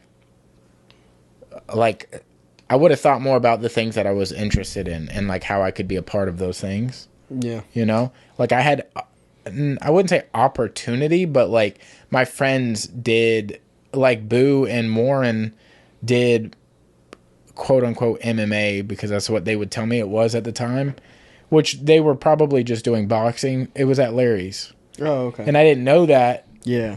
at the time. And that was when I was like 17, 18. Mm-hmm. I could have been a black belt I could have been several degree black belt by now, Yeah. which sucks. If you had, yeah. And I could have, who knows, mainly been making money from that. Like that could have been my, like, income, which would be awesome because Why then didn't you do it sooner? I don't know. Like, well, that was them going, they were being forced. So they would not skate with me because they had to go to MMA. Right. So I wasn't necessarily invited. One, I would have been able to have to pay for it, It's which only I been couldn't. in like what the last 8-10 years where jiu-jitsu gyms have become very popular. Yeah, huge here, I yeah. mean, back in the Last, day, like, there 10 was years, taekwondo and karate. Yeah. You're not gonna find tai chi anywhere. You know? Yeah. So yeah. I would say that, but like money was a big thing. Like, I don't know that I would ever like take away my tattoos, but like it would have been super smart to just invest that money into a car. You know, because I didn't have a good car until right now. It's amazing how easy it is to give a tattoo artist $600 on a Thursday. Oh, bro. Oh, dude, it's but just not gone. to save that money for something. Oh, Yeah. Legit, That's crazy, dude. You know, but when I was like 16, I had multiple jobs. By the time I was 18, I had like 5 jobs. So 2 or 3 of them was just tattoo money. You know, because I didn't have bills really. I mean, I was paying, rent and insurance and stuff, but it wasn't like Yeah. But outrageous. also, a lot of people don't get like how much tattoos cost. Yeah. I went to a party and people are like, well, how much did that cost? I'm like, it's not really that You much. I don't even really talk about remember. it. Like, and then like, I don't want to talk about it. And Yeah. then they show me one. I go, and they go, this one costs this much. I go, yeah, I can tell. It's cool. Don't worry about it, man. I was like, Yeah. It's my money and it's how I spend it. But Yeah. Yeah. geez. Yeah. They just dropped the Heisman finalists. Did they really? You want to? What's up? Who are they? I'll tell you who's not in it. Jaden Daniels? No. Jaden Daniels. Why'd you say it like that? Michael Penix, Bo Nix, and Marvin Harrison are Heisman finalists. Well, Marvin ain't gonna win that. I'm sorry. He's not even the best receiver in the country. It's just his name, the clout of his father, which I get. Yeah. But in that, dude, Penix might get that because he's still in the I play. don't know, dude. Maybe. Yeah. I don't think Bo gets it because Penix think so beat you either. twice this season. Yeah, I don't think so either.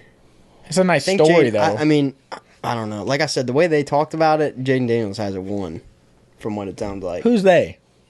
Everybody at ESPN. Is it a they them? Everybody at ESPN says it. And you know where ESPN's, you know? Yeah. We saw Sunday how that worked. Well, But, yeah, so that's cool. I don't Little know. update from the college football stuff. But Imagine Alabama plays Washington in the national championship game and we beat the Heisman winner. Damn. Yeah, it's crazy. Or what if Jaden Daniels wins it and we already beat the Heisman winner? Word, so did we. So This what's up? year? Yeah, Y'all played LSU this year? sure did. Oh, damn, that's cool. Well, We also got both wins. So some what's up, dubs. dog? But, hey, And hey, guess what? hey, And guess what? we got that. We're still we got going. we got that 0 in the L column, dude. That's all I got to say, brother. Yeah, that's wild. That's all I got but to y'all say, can't brother. play no more.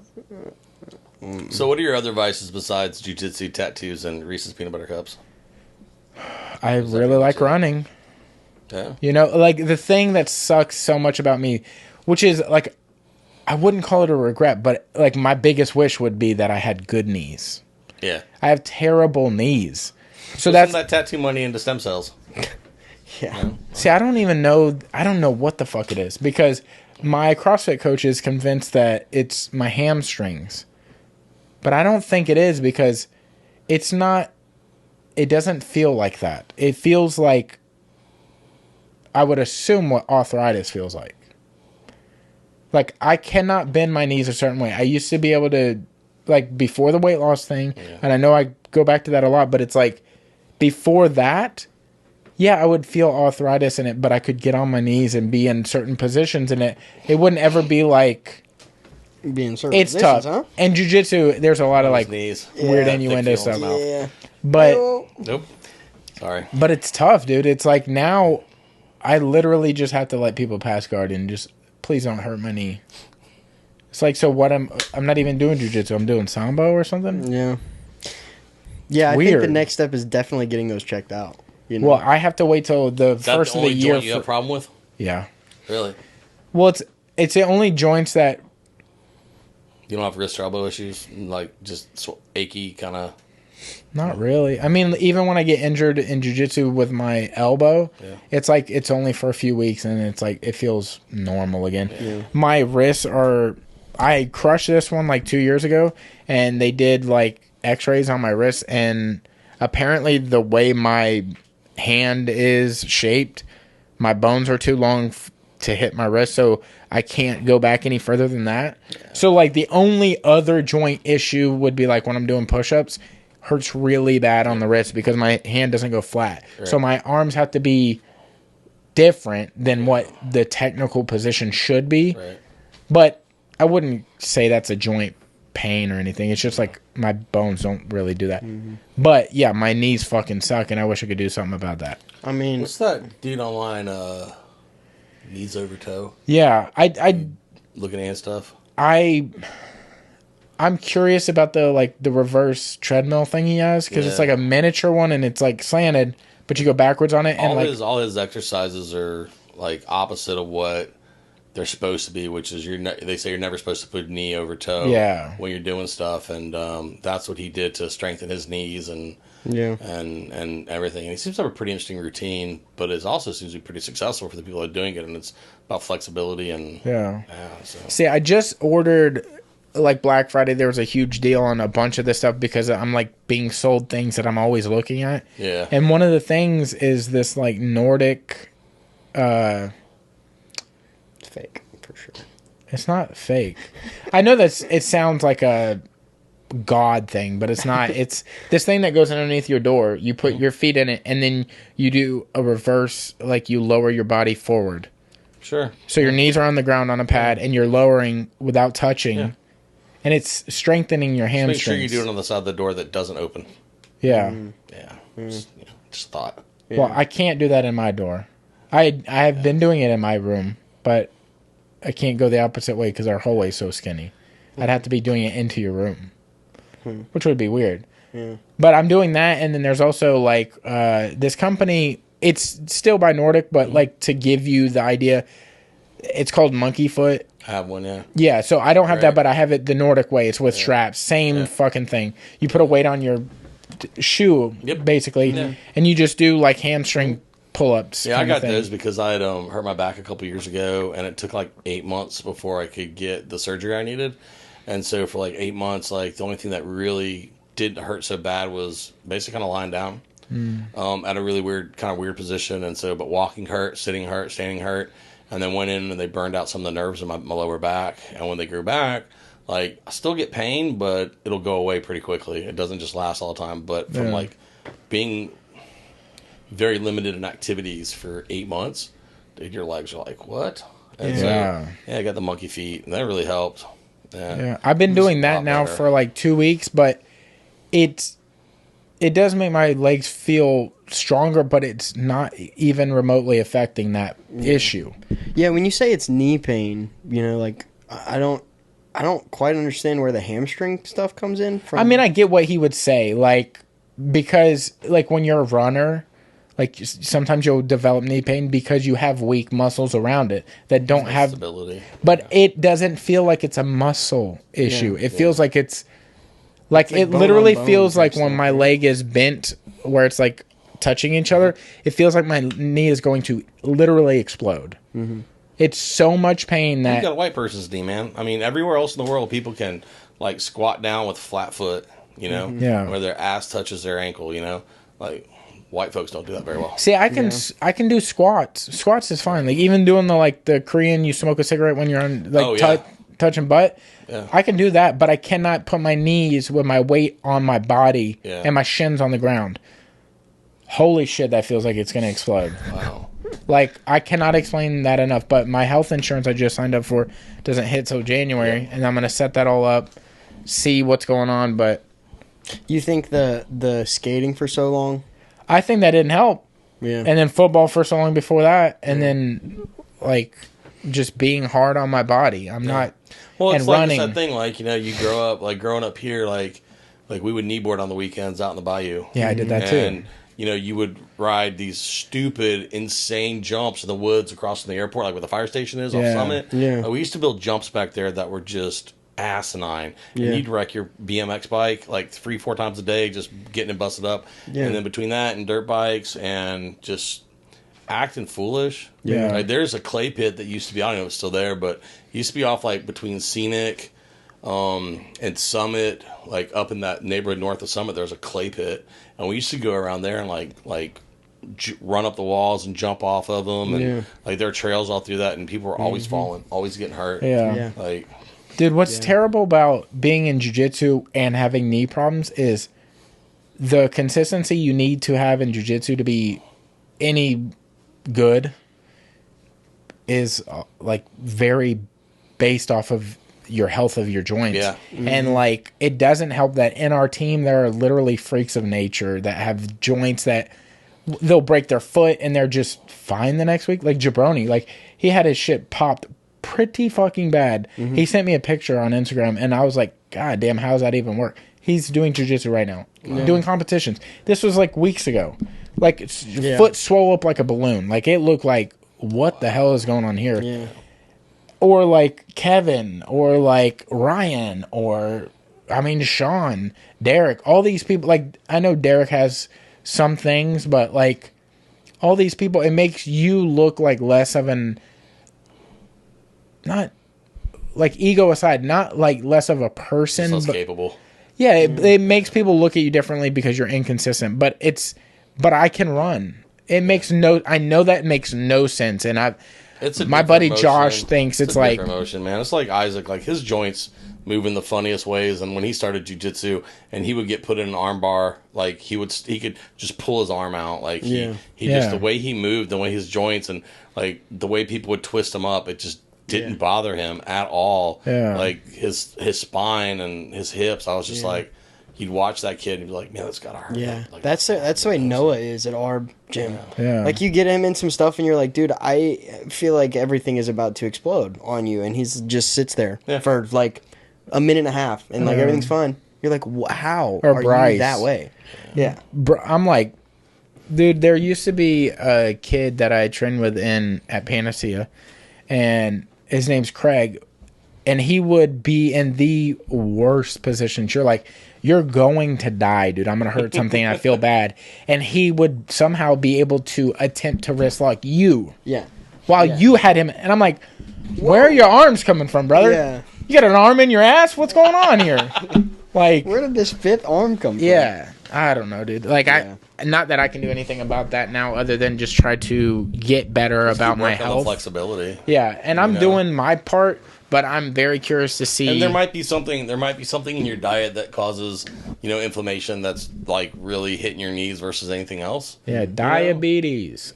Reese's peanut butter cups, dude. not helping. Very well could be. I've walked away from Reese's. I'm not. When I was traveling, I was working for a radar company. I was traveling all the time. I was always over in Europe or Asia or Africa. And, like, when I quit that job and went to work at Eglin, it was like 6 months in, and I was like, man, sitting behind a desk is killing me. Like, all my joints hurt. Yeah. All my joints hurt. I couldn't bend my knees. I couldn't roll my ankles anymore. My hips hurt, elbows, wrist, headaches all the time, and it just happened to be a diet thing. Yeah. So like I changed my diet and went more like red meat and like not carnivore or anything, but like just less sugar, less wheat, and it took like 3 weeks.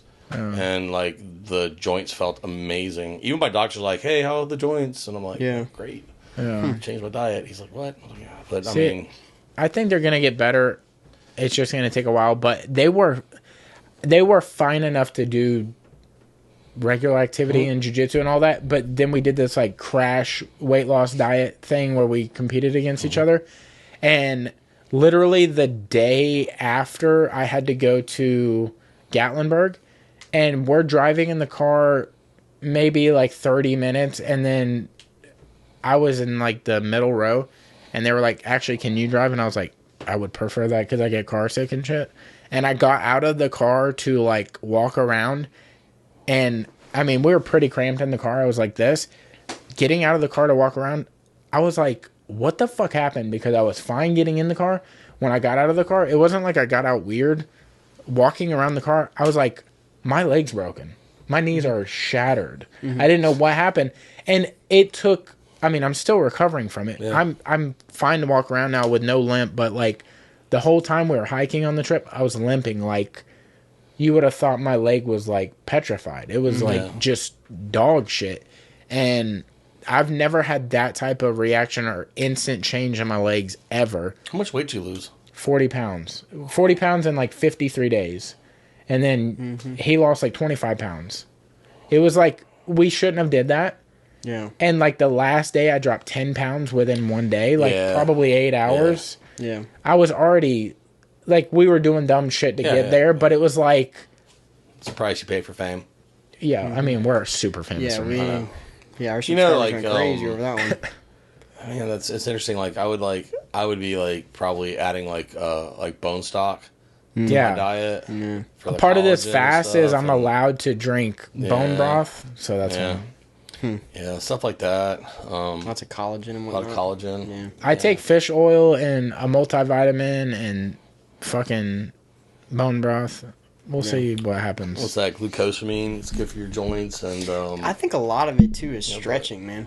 Like It is, the and stretching side of stuff. I think is like a huge deal. I know that this is gonna sound crazy, but like if I stretch, sometimes it makes it worse. yeah. I don't know how to describe what's going on in my knee. I think legit, dude. I think that's a question for like Google or Reddit, because I heard a term the other day that I hadn't heard before on a podcast, and it was biohackers. They're like, all these biohackers out there finding ways to live better and feel better, and it's completely outside the mainstream and what your doctors are going to do for you. And there's so many options on good things to eat and supplements to take to live better and feel better. Yeah. It's to me, like at my age, I'm like, it's completely worth investing in that extra, if it's better food, if it's a better supplement, whatever, just to feel better. I say at my age, I'm not that old, but some days I wake up feeling like I'm ancient. Yeah. Yeah, I mean, I'm just trying to get everything zeroed in, and like really going to the doctor. I'm just trying to find out, like, is there something abnormal going on? Do I just have like super arthritic legs, like knee joints or something, or is this like a diet issue? Which I don't think they'll necessarily be able to pinpoint a diet issue on a visit like that, because then they'd have to do like they have to do MRI or something. Yeah, but I want to see what's going on, because it wasn't like this when I started, and it's only gotten worse. And I don't necessarily think it's jiu-jitsu doing it. Yeah. No, I don't think so either. You know, I don't because think so either. it would be happening Shit, you did way it 7 fucking years. more. Yeah, you did it 7 years Could be before they something as started basic as happening. your shoes, man. Yeah, It's also true. I You hope they do get to the only wear bottom. Vans.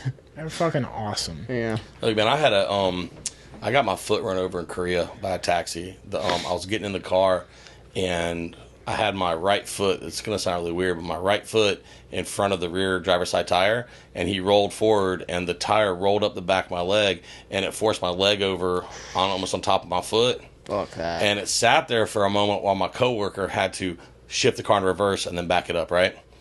So about 3 months later, back in the States, I was playing soccer with Isaac, and I didn't stretch, and I felt something pop, and I was like, and so ever since then I had this like ridiculous pain in the arch of my foot and the heel, and like hurt to walk, everything hurt, and my chiropractor fixed it, and ever since he did his thing, like I've been able to wear flip-flops again or go barefoot, which I couldn't do for a long time, and I know rocking out flip-flops a couple days later, if I'm wearing them all day, my back's gonna hurt. Yeah. If I don't wear Like, if I'm hiking in the woods, I better be wearing a comfortable pair of shoes, like a good supportive pair of shoes, or my knees and my back are going to give me hell. Yeah. And, like, a lot of kids rock around in Converse. No, Yeah. stop. And I'm like, Yeah, "Dude." Vans, bro. They're Yeah. flat as fuck. Yeah, Yeah. that's the only thing here. I mean, look at the wall. You know what I Yeah. mean? It's like, I mean, it's either that or I'm running. yeah. Right. Or my flat Reebok. I mean, for honestly, that CrossFit. very well could be a big part of it. Is that It you could be. you I mean, have there's so many you shoes know, now that are like, you the ha- insoles are all spiffed up, Yeah. the soles are all spiffed up for Yeah. comfort and arch support and, But and impact. You know, shit. if you've got a weird arch deal and have, you know, plantar fasciitis or Yep. something like that, and that's just affecting your knees in some way. I don't know. You know? Because my feet That- never hurt. Yeah, I don't it's 'cause know. It's transferring it to your ankles and your knees and your hips. Yeah. You know, I fucking suck. Yeah, We'll you're figure making it yourself out. walk funny. I remember when was like, what's that running store over on Scenic and Cervantes? Running Wild. When they first opened up, and I was like, oh man, they'll fit you. And I rolled in, and they're like, this is the shoe you want. And I always hated running. I still hate running, but they put me in like a pair of Mizuno's, and I was like, all right, that's my baseball glove back in the Yeah. day, but they make shoes. Yeah. And running in those felt good. Yeah. Yeah. Like it didn't suck. I mean, it still sucked, but it didn't suck as bad. Yeah. You know. And, You were still running, but you were running comfortably. Yeah. Yes, yeah. It's crazy what good running shoes can Yeah, do. like my feet weren't sliding around, my toes didn't go numb. Yeah. Like my toe, it was amazing. Like a properly fitting shoe will do for you. Yeah. So Yeah. Well, Crazy shit. it's a hell of a lot better than getting MRIs and getting cortisone shots in the knee. yeah. Yeah, You're right about that. yeah. Well, is there anything you want to promote before we get out of here, or you want to shout out? Let's see. We have a raffle going on right now. We call it Christmas with Mother Teresa, and we have a couple Christmas trees and gift baskets up for raffle. I think it's like a $5 ticket. You can hit it up online on Facebook, or you can go out to Flip Flops and buy a ticket. We have our December beard and mustache competition coming up for the Campfire Fund, the 23rd. If you don't want to participate in the event, come out for the music. It's like $10. Come for the music. If you're a lady and you want to build a beard, we have a Whiskerina category. You build your own beard and just show up and rock it out. And then just keep an eye out, you know, for the Campfire Fund. I mean, that's my biggest push all the time is get people to donate so we can keep paying for therapy. It ain't cheap. Yeah. Yeah. That's about it. Hell yeah. I appreciate you guys. If you guys want to bro. find him, it's at Campfire Fund. Yeah, Instagram is at the Campfire Fund, and on Facebook it's the Campfire Fund for Men's Mental Health, and on the web it's just the campfirefund.com.org or the campfirefundoflorida.com.org. We also have a link in our link tree. Sweet. Yeah, that's so awesome. if you guys want to hit that and just, you know, give it a goog, look at it, Yeah. Give it a wicked googs. give it a little donate. Yeah. It's the giving season. Why not give to somebody that can benefit the most from it? Yeah. Yeah, that's dude. fantastic. Before we get out of here, I know you're pretty upset about the whole FSU thing, which sucks, but you can always take it out on me. And if you need to learn how to fight, because you can't, neither can your team, it sucks, I know. But you can go to my boys down at Kazushi Club Pensacola, and, I mean, they'll treat you real nice, better than the playoff committee did. CFP did. You know? They'll, like, you know, they'll let you do your... Well, it's kind of just like they did. They'll let you do your thing, not fuck you up too much, and then just kind of sit and watch what you've learned. Next time we roll, dude, I'm Dude, fucking your knee. I all the way absolutely... up, dude. There's not a chance in hell you will, because my knees will be glued to the ground. Okay. You're going to be able to walk around my guard like we walked around you guys in the playoffs. Yeah. You know what I'm saying? Crazy. I love you guys. Undeservedly. This needs to be about Kazushi Club Pensacola. We Yeah. need to stop. But absolutely killer team. They went to ADCC in Orlando and showed out. We're getting a little crew together to go to Las Vegas, to go to the ADCC Open there, and then to the actual ADCC. Olympics, basically, of our Yeah. sport. And awesome. it's going to be super dope. It's in the T-Mobile Arena. Mm-hmm. But the whole crew's going out. We're probably going to meet some of our Las Vegas family, and I'm sure some of the Atlanta boys will be there. Yeah. But if you want a family and you want to be a part of jiu-jitsu, there's not a better gym than Kazushi Club Pensacola. They are a tight-knit group, super full of knowledge. We go over judo, wrestling, jiu-jitsu. They have kids, like, I think that's like afternoon time. Yeah. Yeah. Afternoon kids. So if you're classes. trying to get your kids in, it's a beautiful time to do that. Perfect time of the season. Yeah. Hell yeah. Give somebody a membership. Yeah. You know, if they're trying to get into it, give somebody a membership, you know, so they let them come check it out.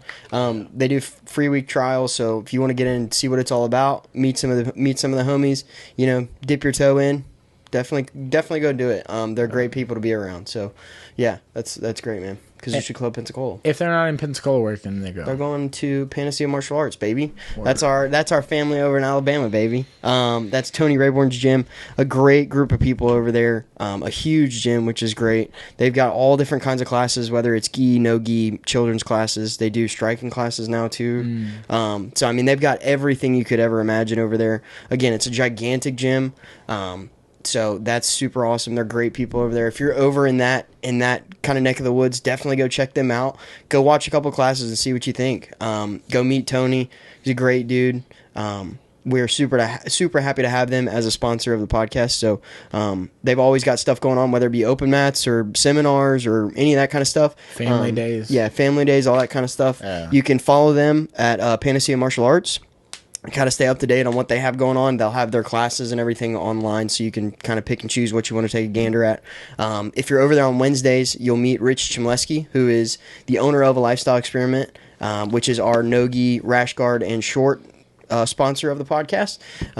You can see Cody's, hanging up one of them rash guards right now. They've got the highest quality of rash guards and no-gi shorts, which is the only thing we roll in now. They are doing gis too. They just started doing gis a month and a half ago, 2 months ago. Yeah. So, definitely check them out. A Lifestyle Experiment on Instagram or alefl.com on the web, on the World Wide Web. You can sign up for their email list. So anytime they drop new stuff, you'll get updates to pre-order and all that kind of good stuff. So definitely check them out online on the gram, or, you know, just give them a googs, man. Yeah, so. And it is Christmas time, and we're talking about giving and everything. Yeah. And if you want to give somebody something super dope that they can keep for the rest of their life, a tattoo. Buy them a tattoo. You know? Buy your kids tattoos, everybody. Get them, do them like a surprise tattoo. Like, get them something that you already have pre-done, like that Johnny Mumbles at Sacred Ground Studios has already pre-done. You don't know what it is. Yeah. Surprise tattoo. What a dope gift. Yeah. It's a little scary, but... Like, what if I got you a gift from him? I'd have to see it first. That's not what I'm giving you. Yeah, I'm giving you a surprise. That's how a tattoo works, though. You unwrap it. on for everything. I'm going to have him tattoo you and then wrap it and then have you unwrap it. And in 2 weeks, you'll be like, wow. You put a big penis on my arm. I would never. Yes, you would, not a penis. Bro. I'd put my face, maybe a portrait, because he's crazy. That damn good. Yeah. Johnny Mumbles the art is would that be amazing. 100%. Yeah. So you couldn't be mad. I would respect the fuck out of the art. Thank you. For sure. Thank you. For sure. But I would never talk to you again. Well, you wouldn't have to. You'd see me every day. Yeah. Well, you'd be tough. like, you anyway, Sacred Grounds Tattoo, Johnny Mumbles. Yes. Definitely check them out. Check him out on Instagram at Johnny Mumbles. They've got all kinds of stuff going on at Sacred Grounds. They've got kind of a circle of artists that are coming in and spending a couple weeks there in the studio. So if you're looking for a walk-in tat, you can definitely check them out. Johnny's a little bit kind of booked out, so definitely hit him up and see when he's available. He does absolute killer work, so definitely check some of his stuff out. He also does designs. Like, he's doing design work for T-shirts. Mm-hmm. Yeah. You know? Yeah, hit him up for any of your, whether it be design, tattoo, all that kind of stuff. Commission work, whatever it is. Yeah, any of that. So definitely check him out and check out Sacred Grounds Pensacola. So, heck yeah. Thank you to all of our sick-ass sponsors. We love you guys. Yeah. So, hell yeah. Thank you for coming on again. Yeah, thanks bro. for having me. I appreciate it. It's always. good shit. Always a good Was time, this dude. 2 or 3? Second. This is the second time. Second one? Word. I thought you came on without Brett once. This time. This time. Oh, well. This time. I think into the future most often. It's a good try. You know? Hell yeah. Well, Shout thank out you, to brother. Brett. I miss him. Yeah. Yeah. It's Brett's good dope people, dude. Dude, man. It's good stuff. Well, thank you guys for watching. Thank you guys for listening. We're getting the fuck up out of here. We love you. Yee yee. Yee yee. Roll Tide.